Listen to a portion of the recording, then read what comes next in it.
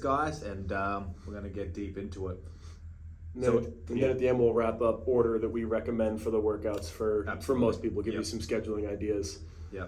So you can have some fun. And I think this is a good time too, guys. If you got any questions, it's the chance to put them in the thread so that Nick can capture them and put them aside. The earlier you do them, the better that he can interject them throughout the workouts too. Yeah. But I think we're ready to roll.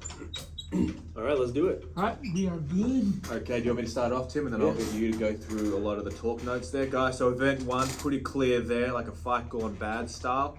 4 rounds, the last minute being a rest. I don't think there's any need for me to explain each workout. I'm going to pass it over to Tim. Tim, from an athlete standpoint and obviously a coach now, can help dive and then talk from both sides of the fence, which is awesome. Yeah, so I mean, for this one, the way that we think it breaks down is that the priority is going to be a little different for the men and the women. So the women, due to the barbell being 135/85, so being a little bit lighter for the females, when we see the men at 135, they're going to want to prioritize reps on the snatch a little bit more than the men will, whereas the men are going to want to prioritize output on the rower a little bit more. So as you're kind of working through this and you're scheming it, the men, we want to try and make the most out of that minute on the rower, probably by stopping our snatches a little bit sooner so that we can get seated, get transitioned in, and be ready to make the most out of that minute. Whereas the females, we would recommend a little bit of the opposite. Maybe take almost that entire minute snatching, sacrificing that 5-second transition window in the row minute, just because we're not going to have as much bang for our buck there.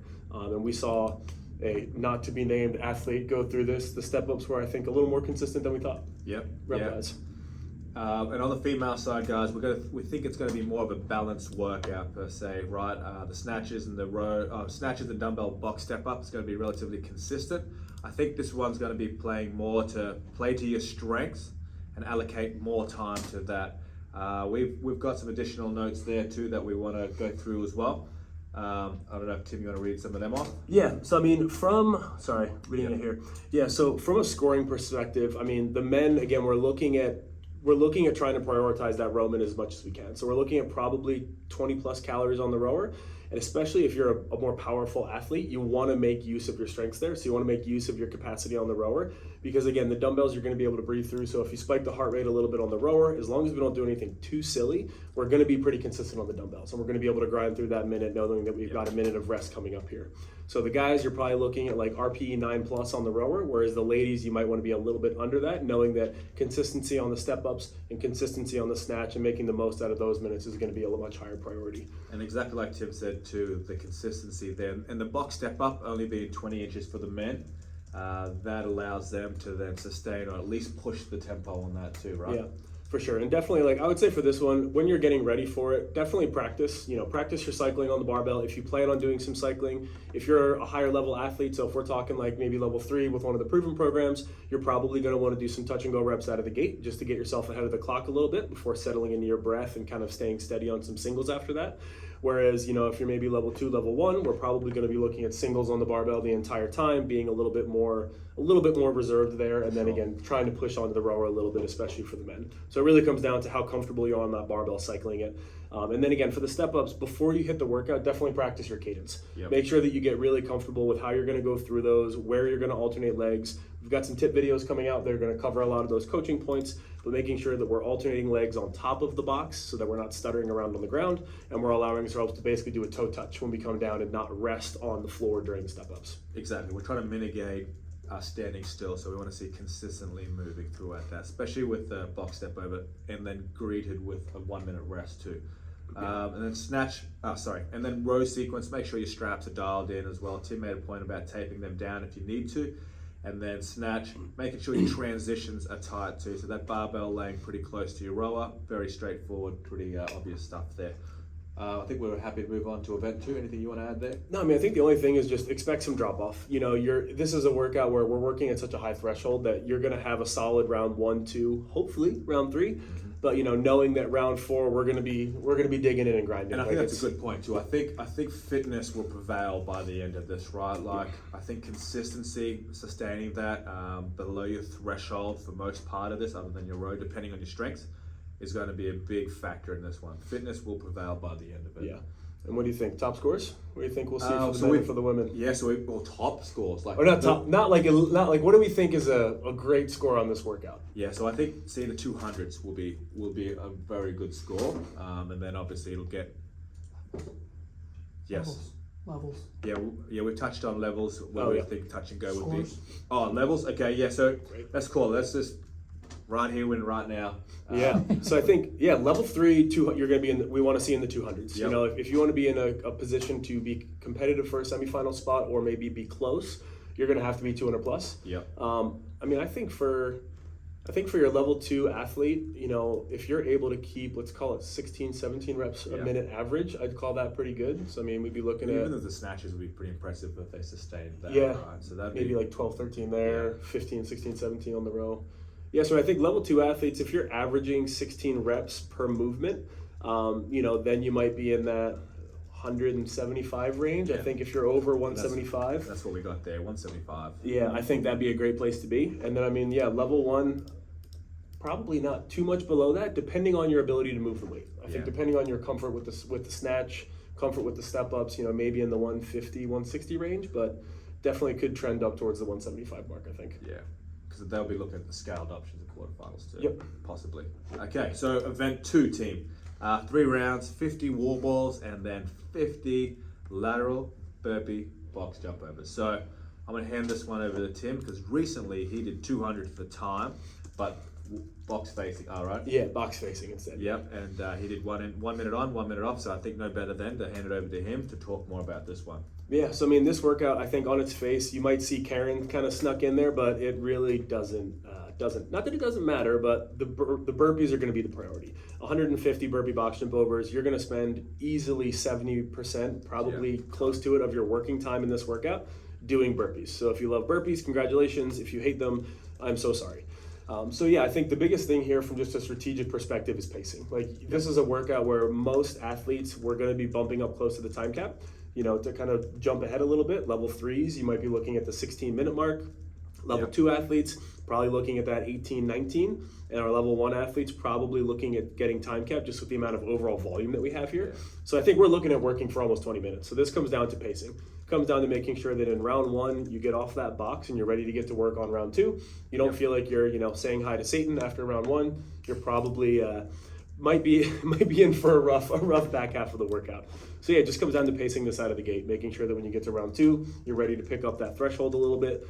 And I mean, yeah, round 3, you should be questioning your choices, I think. Exactly. And I think Tim's got a note here too where the RPE will gradually increase, right? And I think I think the effort will be pretty consistent. It's just like the overall volume will start being a big element in this workout. Now, Tim, wall balls, how do you want to approach this? Do you think we should go for an unbroken or should we actually break these up? I mean, I think even if you're a tall guy who could handle 50 sets of 50 wall balls unbroken, I don't think the bang for your buck is there. I mean, I think even if you're phenomenal at this movement, tossing in 1, maybe 2 breaks, even if they're really quick little 5-second drop of the ball, just to try and keep your burpee pacing up. Because again, with so much working time being spent on the burpees, a little slowdown there is going to just really crush your time. Whereas on the wall balls, again, if we're taking these little manageable breaks to relax the front rack position, not over fatigue the triceps, it's going to pay off in the long run. I don't think there's a lot to be gained by being a hero on the wall.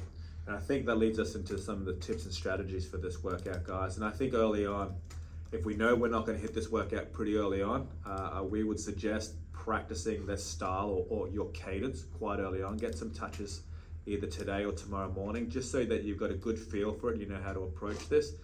And I would even slow it down when you're doing this. I think that you got to understand what 50 for time or 100 to 150 reps at that point would feel like, and you want to know what that pace should feel like to simulate that best as you can. Yeah, I mean, you're basically running a 5K but with burpees. You know, like that's essentially the easiest way to think about it. If you blew the doors off your first mile in your 5K, you wouldn't feel too good on the back half of that. And this is same exact philosophy.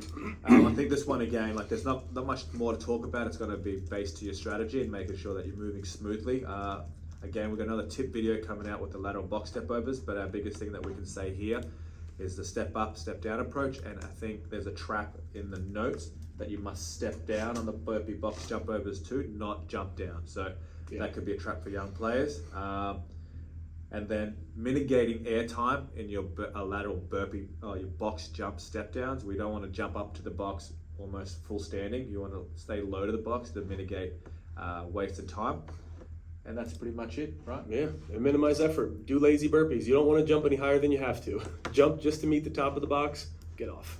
Absolutely. So team, moving on to event 3, right? A bit to get through here, but essentially 3 rounds of 10 handstand push-ups, 20 toes to bar, into 2 rounds of 10 strict handstand push-ups, 5 rope climbs, and then 1 round of chest to the wall handstand push-ups, and 20 ring muscle-ups to close it out. Right, so this, again, I'm going to pass this over to Tim to talk more through from an athlete perspective and talk about our levels, and then we'll start nitpicking some of the workout here. Yeah, so I mean, this is the most strategic workout of the weekend by far. This is the one where you really need to know your limitations and your capabilities and work within them the entire time. We're really going to be looking at, you're either going to be managing grip fatigue or tricep fatigue. Hopefully not both, but if you are weak in both of those areas, then this workout's going to be very challenging. So I think the biggest thing is that taking breaks in a lot of these movements is not very costly. Like coming down from the toes to bar, as long as we're not being excessive with our chalk breaks, it's a nice easy way to mitigate some hanging time, bring our heart rate down a little bit, and again, give the grip a little bit of a time to relax. Same thing for the handstand push-ups. You don't have to wall walk into those nose to wall or chest to wall handstand push-ups at the end. So making some breaks there and cartwheeling back up is not going to be as fatiguing. So I think the biggest thing is that even if you're really confident with this workout and you're confident with these movements, just making sure that we're breaking this up from the start so that we can have a really strong finish and we can make sure that we can attack those 20 ring muscle ups, because that's what this workout's going to come down to for pretty much everybody. Elite athletes, level 1 or level 3, 2, 1, it's going to come down to 1, can you get to the ring muscle ups? And when you get there, what kind of capacity do you have left? Have you smoked yourself to that point? Yeah, I think that's exactly it. So from a level 3 perspective, semifinals athlete, we're looking around that realm. And again, don't shoot the messenger, but this is more based around like, hey, what we think broadly speaking for a level 3 is around that 8 to 9.5 minutes there. And then when we go to level 2, we're looking around that 12-minute realm. And then level 1, my apologies, is obviously we might be meeting the ring muscle ups for our first time or working through our chest, our wall facing handstand push-ups at this point too. So a lot of new things for level 1. Like Tim said, it's all about those ring muscle ups. How do I get to there being as fresh as I can, or not going over that threshold for my pressing stamina?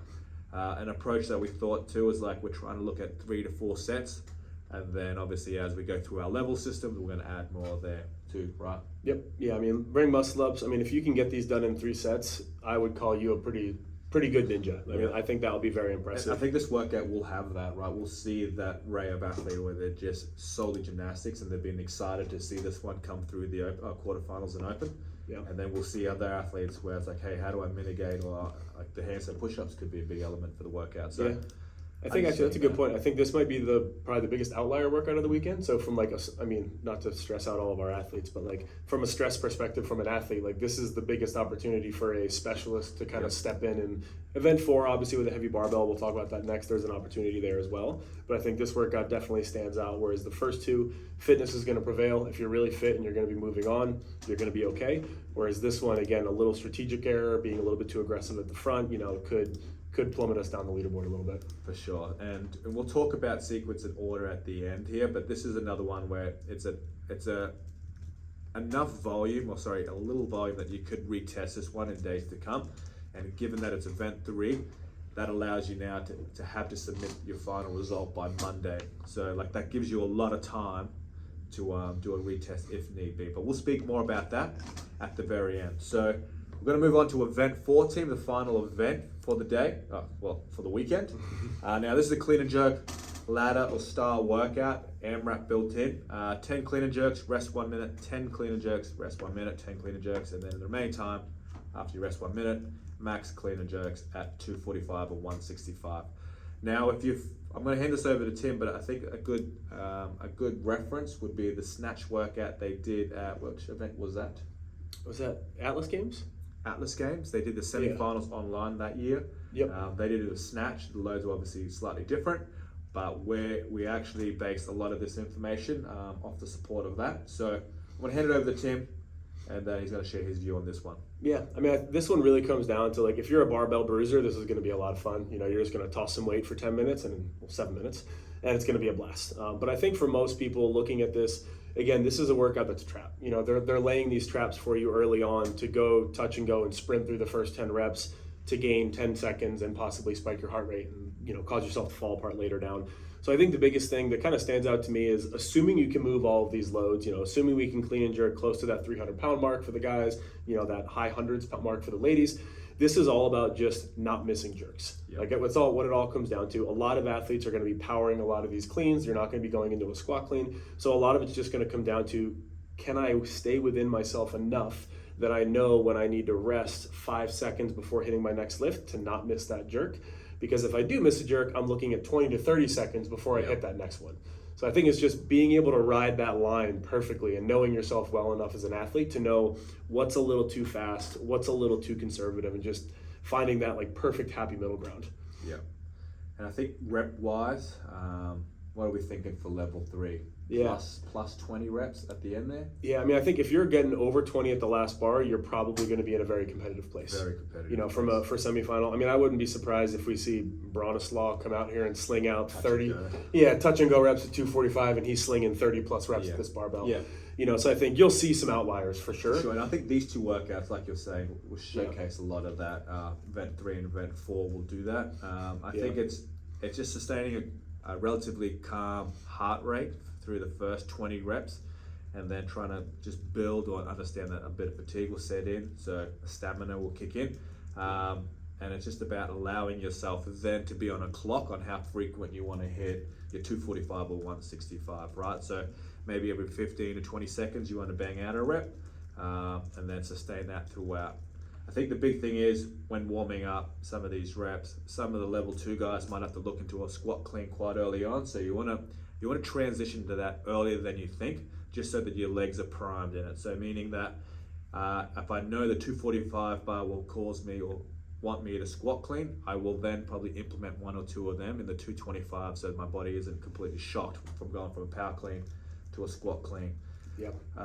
And same with the jerk. Don't be afraid to go into a split jerk early too if you need to. Like, the success rate of the split jerk is significantly higher, broadly speaking. So that way, I'd be aiming for that. It could cause you an extra second or 2 to lock it out, but I'll take the success rate over the time at that point. Yeah, 100%. I think one of the things that stands out is, like, we'll talk level 1 real quick, actually. I mean, level 1, this workout doesn't really change for everybody. It's just a matter of when you start pacing. You know, like, for the elite athletes, they're not really pacing till they get to 245. Our level 2 athletes, you're probably starting to pace around the 225 mark, the 145 for the ladies. Yep. And then level 1, you might be starting to pace around 185, 125. So it's really just a matter of, the workout's going to be the same for everybody. It's just a matter of when you have to start taking a breath and really paying attention to how you're feeling and if you're going to be able to be successful in that lift. I think the only thing that would really kind of stand out to me is, you know, you can have multiple bars, you can have someone help change your weight, so obviously do that if you have a friend, 100%. But the biggest thing from an execution standpoint is just reduce time under tension. So, you know, while you're warming up, practice going right from your clean catch into your jerk, getting comfortable going from a power clean to a split jerk, power clean to a push jerk, or even squat clean to a split jerk. Whatever it's required, the less time I can spend standing under the barbell, getting driven down by the weight, I think is going to be key for everybody. You know, whether level 1, 2, or 3, the less time I can make each rep take, the better off I'm going to be suited to actually have some power output towards the end of this workout. Yeah. Now, if you haven't got many people to help change the weights, it's probably good to have at least 2 barbells set up, so that at least you guarantee that the next barbell will be set up, and then, you know, going back and forth to make sure the loads are prepared for yourself there. Yeah. The only other thing that stands out is the tie break. So I think, you know, if it's obviously a fine line, because you don't want to go fast and sprint your tie break and cost yourself reps on the back half. So we don't want to inhibit our ability to score more reps by going faster to get a tie break, but just know that there is one. So know that there is a tie break, and if you're a little concerned about this workout, you know, maybe you are very comfortable moving the lighter barbells and you can earn a little bit of time there, and you don't think it'll negatively affect your ability to move the heavy bar, then maybe you do that. Because if you know that you're going to be in a 150 way tie with a bunch of other people at 15 reps on the last barbell, you might want that tie break so that you're at the top end of that 150 rather than the bottom end. So just, again, I wouldn't necessarily change your game plan too much around it, but just be very aware of that and think about how that might affect you based on where you think you're going to shake out. Perfect. Now, guys, we've talked about our 3 levels there. What we want to do now is talk about the order at which we think will best approach for most people. I'm going to give it to Tim again to go through that, and then we'll justify that, or we'll talk through those notes after we explain it all. Yeah, so I mean, for most people, we're going to assume no retests, but we want to give ourselves the opportunity to do so. So the preferred order for us is to hit event 3 on Thursday, so that's going to be our gymnastics test, because we view that workout as the highest margin for error and also the greatest chance to improve measurably on a retest. Yep. Whereas the other 3 workouts, unless you make an egregious pacing decision, you're not going to gain much from a retest, we don't think. So after that, we would recommend hitting event 1 on Friday. So event 1 being our Fight Gone Bad style workout. So we'll hit that next. And then on Saturday, we're going to go in and we're going to tackle event 2. So our long grinding chipper with burpees and wall balls. And then from there, it's kind of up to you. I would recommend hitting a rest day Sunday and then basically giving full steam to the strength workout on Monday, hitting it fresh, feeling good about it. But of course, this is where the question will come in, is if you are not happy with your event 3, then maybe we're looking at hitting event 4 on Sunday, so that on Monday we can give one final rip at event 3. Exactly. Or maybe even switching the order up and doing event 3 on Sunday and then event 4 on Monday. I think that just plays into, I mean, I'd certainly play to your strengths here. Like, we debated whether it'd be 3 or 4 first up, but then exactly like Tim said, like if we blow out on a handstand push-ups and we find we've hit the wall too early, that could be a significant amount of time, say 2 minutes slower, and that the leaderboard is significant compared to event 4. If you're 1 or 2 clean and jerks less, we don't see that being as much as a margin as the 2 minutes potentially. Yeah, I mean, the only reason I would say to start with event 4 would be if you're someone who's concerned about their jerk, because if that's going to be a limiting factor for you, you're worried about maybe missing some lifts. I mean, if we do event 4 and you miss 2 jerks or 3 jerks, that's massive. You know, like then you might be the person who, okay, we could strategize that a lot differently. Maybe we need to dial back so that we can be more consistent at that heavy bar. So I think if you're someone who's worried about the heavy lifting, maybe we start with that. But, you know, again, it's a cost benefit, because then you're only going to have an opportunity to retest that one and probably not the gymnastics. And we're so you trying need to push back the 3-rounder as much as we can, as further as back as we can, just because the tricep stamina required for that, 150 push-ups and then another 150 presses. So like factoring all that in, guys, is why we've placed that as our 3rd workout. Yeah. And then, I mean, the other option would be, you know, if you're someone who's comfortable competitively and you want to double up on some workouts, the way that we would recommend it is to hit 3 and 1 on Thursday. So hit your gymnastics workout, and then after that, go ahead and hit your Fight Gone Bad. Yep. Pair both of those up, make sure you have adequate recovery time in between, all of that good stuff, of course. And then on Friday, go after your long chipper. So go ahead and hit your 3 rounds of 50 and 50. And then on Saturday, you could do event 4, as long as your triceps are feeling good, obviously. You know, you could go right into it. And that would leave you the great option of resting on Sunday and basically doing whatever you want on Monday. So you'd have a lot of freedom to retest either of those workouts in submission window 2. But I mean, I honestly don't think that either workout for submission window 1 should really be retested. Yeah. I don't think there's any much benefit to be gained, both from a volume perspective on the body, but also just, again, unless you make a very big error in pacing. Absolutely. There's not going to be much to be gained. Yep. Perfect. Nick, we're going to head over to questions very shortly, but before we do, I think it's very important too, now the quarterfinal workouts have been announced, there is only 1 tape line or a handful of tape lines required for the wall ball and your handstand push-up standards, and maybe showing the 5 foot away from each movement. But I think it's very important to have your judge, yourself read up on the rules, because there are some notes that we have missed, but will be a part of our tracks if you're on our Prove and Compete track, or all our tracks for that matter. And then also understanding that your camera person too, that the top 60 videos, is that correct? Yeah, it's 60. Top 250 for teens and top 250 for teens and age groups. So making sure that you delegate that to somebody to make sure that's running smoothly. That is very important. I hate to redo event 2. But we're going to move on to questions if there's nothing else. Yeah. Yep, so we got one here. I ripped my hands doing the 10-minute EMOM. Any suggestions when to approach workout 3? I mean, luckily it's actually the only real hanging workout. So I mean, you could save that one until Monday. Like, yeah, we could, yeah, exactly right. So we've got essentially 6 days from this point on until they need to be submitted to do 4 workouts, right? Even if you just do the class, you've got more workouts in that week. So in terms of the flexibility, I think you've got enough time there. I'd be addressing your hands now, going hard on recovery in the next 2 days, and then letting it dry and recover for preparation for Monday, Sunday. Yeah, I mean, assuming you can tape them up and get through the fight gone bad style workout, you know, that one's not going to be too bad on the hands, depending on where the rip is. The clean jerks might not feel great, but I also wouldn't recommend that you start with the wall ball and the burpee on Thursday if that's your only non-hand option. So, we got another one. Suggestions on the angle of the box for step ups, or any tips there that we want to talk about for step ups? I need to confirm if you have to go straight onto the box or if you can angle it. I'm not sure if they. Well, we did read on it. They don't specify anything. There's no tape lines required. So you can step up on the corner of the box, basically. Oh, the step up process or the burpee box jump? I don't know. I don't.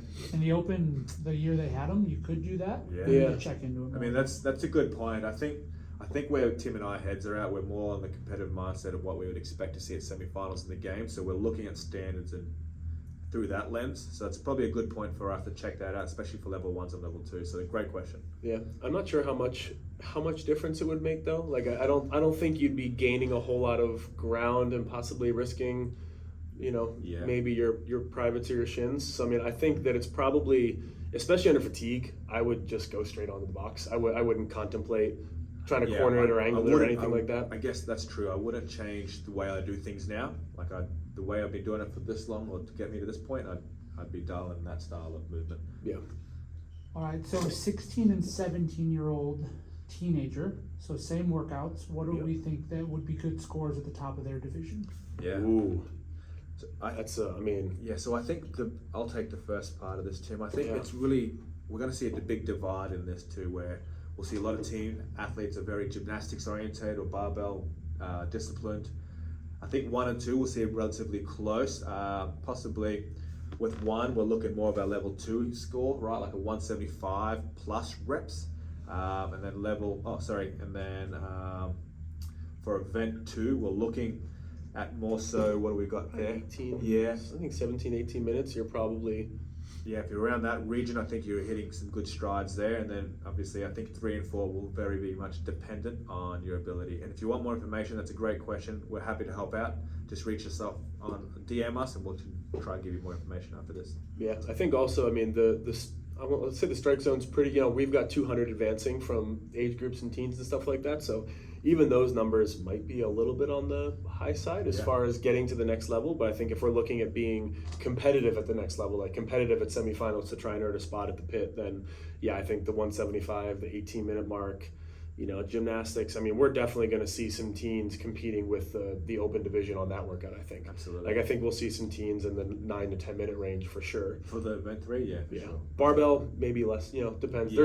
There's some strong teenagers out there. So maybe, who knows? Maybe we'll see a team put up 30 reps, but. Okay, this is a good one. So if you're going to do 2 in one day, Yes. What is a good break time between the 2 workouts to eat and recover? Yeah. Preference.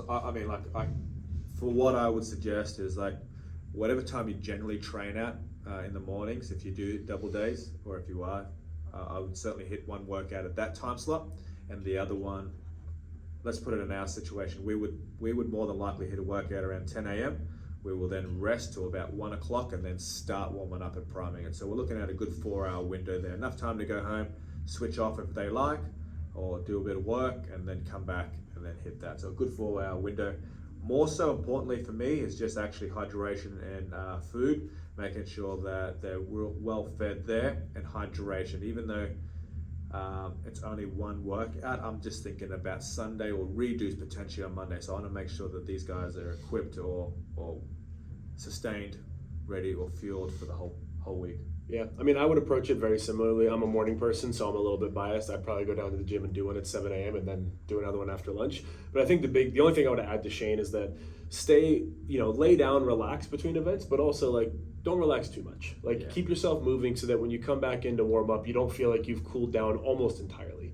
Like lay down on the couch, close your eyes for 20 minutes. But after that, keep drinking your water, get your lunch, do some gentle stretching, just kind of generally keep yourself loose so that when you come back to the gym, you don't feel like you're already developing your 24-hour soreness. Like make sure that you stay mobile enough that you're not basically starting from scratch for the second event. Good logistics question here, and a tricky one for the rope climb workout. If your rings and your rope climb are on other sides of the gym, Oh boy. what's your suggestion to do there for your video? Yeah. Oh, that's a very good nightmare. question for CrossFit. I think. I mean, like that is, and that's a scenario or reality we actually have in ours. Fortunately, it's a high priority for us, so we're going to restructure some of the things that we have in ours. Video wise, you might have to be prepared to have 2 videos set up, and have your person actually transition with you throughout it. So I think the biggest thing is that you need to be in frame the whole time. Yep, camera's in frame, you're in frame. Yeah, you can move your camera, just have them go with you. Yeah, and I would, if you're recording your video and you're looking at being a top 60, 250th place, I would potentially look at a different gym just for that day. Yeah, I mean, my affiliate back home will be in the same, we'd be in the same boat. We have a rig for our rings and our ropes, and then the closest pull-up bar is 30 feet away. So like this workout, I would be in a very similar situation, and that's exactly what I would do. It would just be get through the 3 rounds on the bar and the wall, and then obviously right after you're done those 3 rounds, you can basically just reposition your camera. Just make sure that during the reposition, when you go over to the ropes and the rings, that again, you stay in frame, clock stays in frame. Yeah. Nothing gets, shady or accidentally shady when you go to move the camera. Very important question here from Alethea Boone. Alethea, what's up? Playlist recommendations for quarterfinals. Yeah, hey, you just don't want to peak too early, guys. Okay? Like, you don't want to start with AC/DC as your first track. Well, Tim here probably starts with heavy metal. Oh yeah, I'll say if you're into the heavy stuff, T-Rex Metal Training on Spotify, it'll get you through quarterfinals weekend Right. for sure.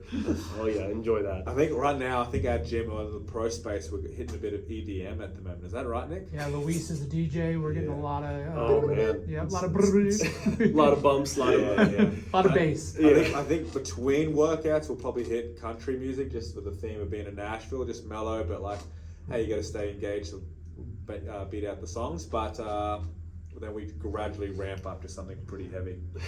So you guys touched on this a little bit, but for workout 1, do you think it's more beneficial for high-level athletes to dial back on the snatches and sending the row? It seems like it might be a better way to get calories. Yes, so we touched on this, and I think it depends on male or female and strength and weaknesses too, right? If you think that you're predominantly a strong rower, absolutely prioritize that. Yeah. I mean, I think this would be like, obviously hindsight's 2020, but I know like we'll train a lot of 1-minute intervals. Like, like if you know what your capacity is like in a minute and how that feels, that's going to give you a much better gauge. Like I'm very confident pushing a row pretty hard for a minute and then getting off and doing something for at least just another 60 seconds before I get rest. Yeah. Whereas if you're not used to that training stimulus, I mean, you could definitely, like you could send yourself into a hole pretty badly, because if you think about it, I mean, you're doing most of a 500-meter sprint in a 1-minute high-calorie effort. So depending on your comfort level, depending on your training background, you could put yourself in a hole. And I think at the end of the day, it's just a cost-benefit analysis. You need to think, what are we talking about when we're saying dial back on the snatches? Like, how many reps are we talking? And how many calories are we potentially earning on the rower? And how bad is that going to make us feel? Because I think singles on the barbell, if you're pretty competent moving this load, they don't hurt too badly. Like they're a little breathy, but they're not going to kill you. Whereas like if you go just a little too far over the threshold on the rower, like everyone knows what it feels like to be just over where you want to be on the rower, and how much worse that hurts than being like just under that threshold. Yeah, I think the key takeaway here, guys, is like those first 3 or 4 seconds of each movement, right? You want to be engaged, getting up to pace immediately. I think especially your first calorie, I think sometimes we fall in the trap of rolling it in. Yeah. This one, you just need to be engaged from the start, rip the handles and go. Hence why we spoke about at the 55-second mark or just before, transition onto your rower. So on that new minute, you can go. And I think you need to be very mindful of that. You can't jump the gun. So I think the handles need to be in your hand in a minute. So yeah, be clued up on that or read up on that and make sure you're thinking about that. So play to your strengths. If your strength's rowing, absolutely charge at that. And go with that. Yeah. Team proven HQ athlete Garrick. What's up? That's a great question. Oh. If you only have time to get all the workouts done before Sunday, would you keep the order the same, and would you double up on day 1 on Thursday? So can he work out on Sunday, or has before Sunday? So everything has to be done by Sunday. Well, does he? Oh, because of his work. Yeah. So okay. By Saturday night, let's say by Saturday night. Yeah. So I would still, if they need to be done before Saturday. Is that Like Saturday night. Before Sunday morning. So Okay. when does Saturday need to be? It's submitted 7 p.m. too, right? Yep. I would almost push Five. back. Knowing you, Garrick, I think the burpee one is a good one for you on the wall balls relative. So I would probably switch 2 and 4, put the clean and jerk in before your last one. Yeah, I would agree. I mean, I think. So you're saying maybe start with the burpee one to get a. No, 3, 1, 2, 4. Yeah, I think that. And then if you got to double up, I mean, I would. And then on Monday, if he's got a chance, he can hit 4 again. Yeah, and I don't think I would change. I mean, I think I would still double up 3 and 1. I don't think I would double 3, up 1. 2 or 4. I think they need. You need everything for both of those. So yeah, double up 3 and 1 on maybe Thursday, and then 1 Friday, 1 Saturday. Yeah. Yeah. Hope that helps. Oh, we've got just a compete track question here for both of you. Okay. All right. I'm on the compete track. When you say Welcome. front rack carry with a sandbag, do you mean bear hug or on the shoulder? Oh, frontal plane of the body. So we'll say anytime we say front, it'll be frontal plane of the body when we say front rack carry. So we want to see that bear hug.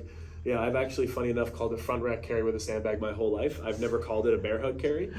So yeah, interesting. But yeah, frontal plane of the body. Good pickup. He's Yeah. the new guy. We'll get him on board soon. Oh yeah. Plus, bear sounds way cooler. I want to do a bear All right, hug. we got a couple more here. This is a good one. So the wall facing handstand push-up. Do you have any tips if I've never done these before? Ooh. So my go-to would be your pressing position. So I think most people, you see elite athletes pressing in a very vertical plane. So when I talk about hands and head, they all make a straight line, and you see them in the bottom basically touching straight through. And we're trained enough that we can handle that, and like a lot of that kind of tricep dominant variation of the movement. For most people, I would encourage you, the big thing to think about is try to get your head in front of your hands in the bottom, so farther away from the wall than your hands, so that you're getting into a more chest, shoulder, tricep engaging position. And then from there, I mean, yeah, it's just a strength test. So that, but I think that's the biggest thing technically that stands out to me as far as being able to execute the movement. Yeah, I think just sustaining a hollowed midline position so that you're not dissipating or losing energy throughout your system when you're pressing through. And having your toes pointed as well just allows you to slide up that wall, make it pretty smooth there. Yeah. And put a bit of soap on the end of your Oh, toes so you can just slide up. Wear some slippers. Don't wear don't wear Crocs or something for the handstand push-up workout. Exactly. Another great question for wall balls. Even if I can do them unbroken, should I break the wall balls up early for the burpees? Yes.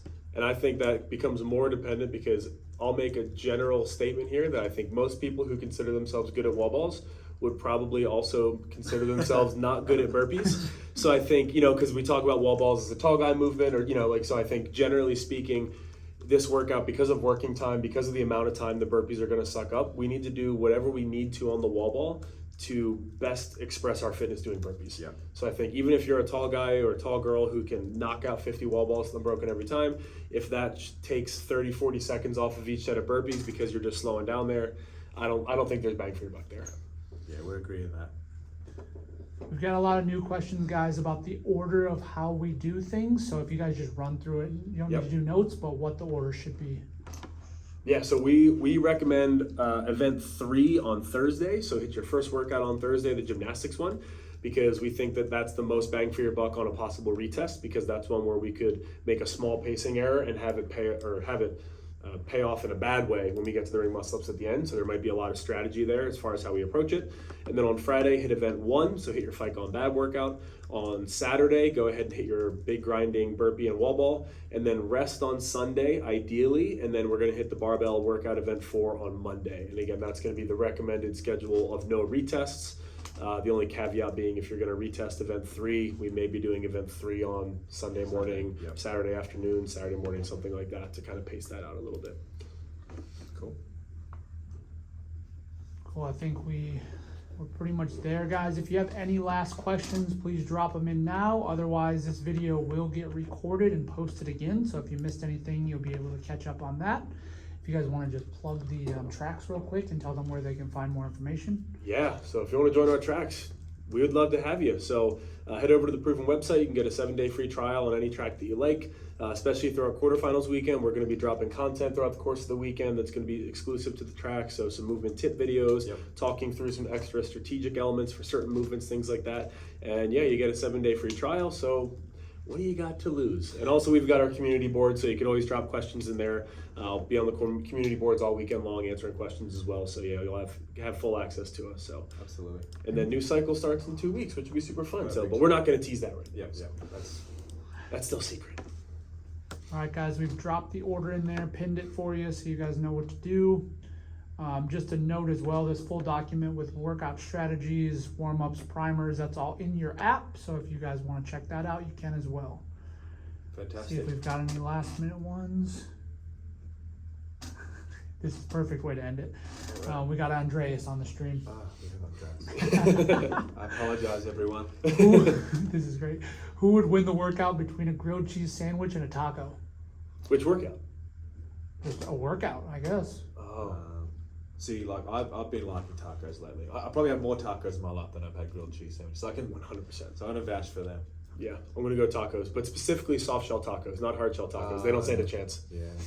All right, last question here. Oh, okay. Athletes wrap up the weekend. What's the number 1 cheat meal they're gonna have when they finish? Ooh. What would you have, Tim? Because I can't talk from an athlete perspective. I Oh. have cheat meals every day. Athlete perspective for me, it was always go to the closest microbrewery, burger, French fries, okay. couple craft beers, stop for ice cream on the way home, and just call it a big old day. That was how I ended pretty much every competition of my Dang. entire career. Even at the games?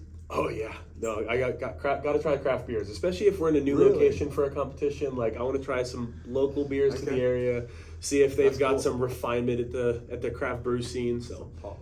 yeah, luckily Madison, Wisconsin has some darn good craft brews. So I don't know about Texas, we'll see.